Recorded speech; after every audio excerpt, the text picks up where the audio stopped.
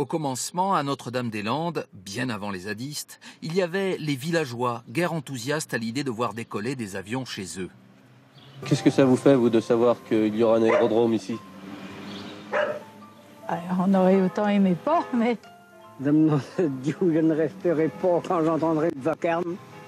1970, la France est en plein boom économique. Le Concorde fait la fierté nationale et le pays a besoin d'un grand aéroport à l'ouest de Paris.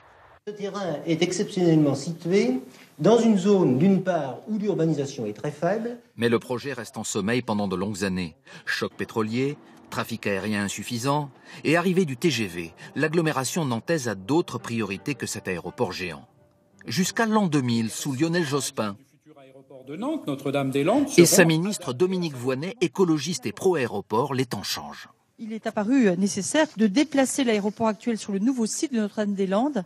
Mais à Notre-Dame-des-Landes, la ZAD, zone d'aménagement différé, c'était la signification originelle des initiales, est devenue la ZAD, zone à défendre.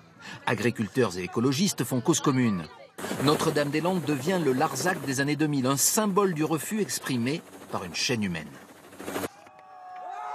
Les années passent et la contestation se durcit. La ZAD attire des militants radicaux venus de toute l'Europe. En 2012, l'État intervient avec la manière forte pour tenter de les déloger et baptise son opération Opération César. Politiquement, rien n'est réglé. Alors qu'en 2016, par référendum, 55% des électeurs de Loire-Atlantique se déclarent favorables à la construction de l'aéroport, le gouvernement d'alors se déchire publiquement sur le sujet. Cet aéroport, non seulement se fera parce que les électeurs le demandent. Donc, Ségolène Royal, l'aéroport va se faire. Nous verrons. Et Notre-Dame-des-Landes devient en toute logique l'une des questions de la campagne présidentielle de 2017. Notre-Dame-des-Landes, il y a eu un vote. J'ai dit que mon souhait c'était de le respecter et donc de le faire. Voilà. Pourquoi? Il y aura un aéroport dans votre quinquennat si vous êtes élu? Oui. Notre-Dame-des-Landes, 50 ans de turbulence et un cap pas toujours simple à tenir.